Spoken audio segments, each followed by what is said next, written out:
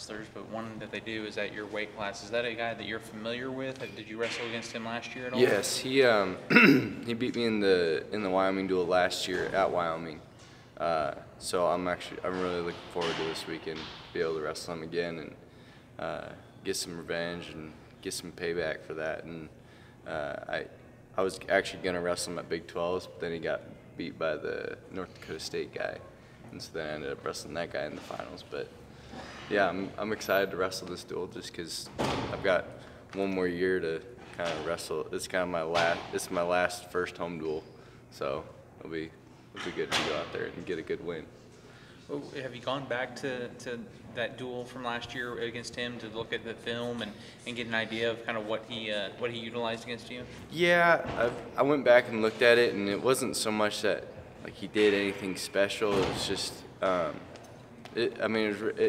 very like I think most of the time when guys that go out there and lose, or if I go out and I get beat, it's not because the guy's better than me. It's because I'm doing something stupid, and I'm not thinking right, and I'm not thinking straight. And so I could just see, looking back at that match, I had my head in the clouds and just was not really into the match a whole lot. And so this time I'm going to get buckled down and really get my mind focused for this match.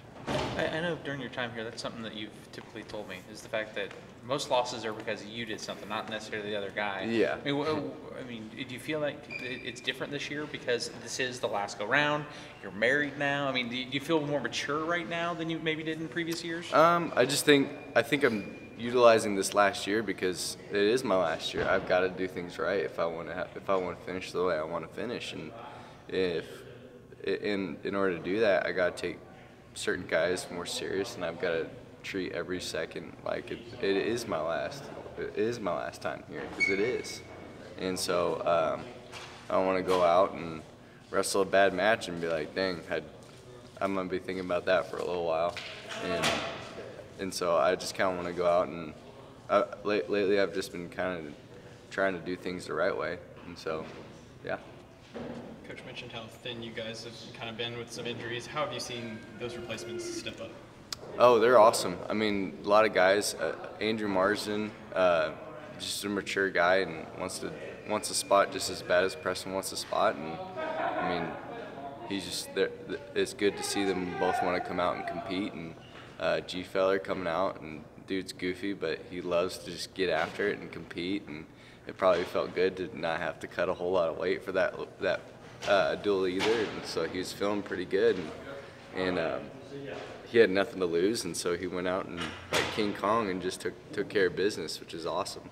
But yeah, just how thin our team is, it definitely makes the guys who are there, and you look at your lineups, and you gotta have the guys who've got maybe unranked guys, they need to step up and get bonus points or try and put up more points than they normally do, so that we have a cushion in case the guys that are our backups aren't cutting it. And so it doesn't put a whole lot of pressure on us. It just kind of allows us to raise our level of intensity so that we can maybe just set a good pace for the duels. Obviously, this is the first time in a long time Oklahoma State hasn't had a returning national champion in the room. Mm-hmm. Because of that, and the fact that this is your last time, you're probably the longest of most of the guys in the room. Have you taken on a leadership role maybe a little bit more this season? I think there's been a couple guys that have taken on leadership roles, and it's cool because we've been meeting before practice and once a week, and we've been kind of talking about the roles on our team and how we have guys who are going to be like, here's guys who their role on our team is to be examples, and then here's these guys who are like going to call people out, and then here's these guys who are going to be counselors, and here's these guys who need to be goofballs and need to like get the life going. And so we kind of have all these roles that, and like we were sitting there like breaking it down, we're like, geez, there's a guy in every role on our entire team. There's a guy at some part. And so I think a lot of guys have taken the leadership role, but as an upperclassman, it's kind of just a given to be a leader. And so I've tried my best to be a leader, and a lot of guys are just trying to be leaders, and it's not a bad thing. And we're just kind of all pretty motivated right now. On either side of you, you also have a couple of guys that transferred in from Edinburgh. How have they adjusted to the elevated competition of wrestling for Oklahoma State? I think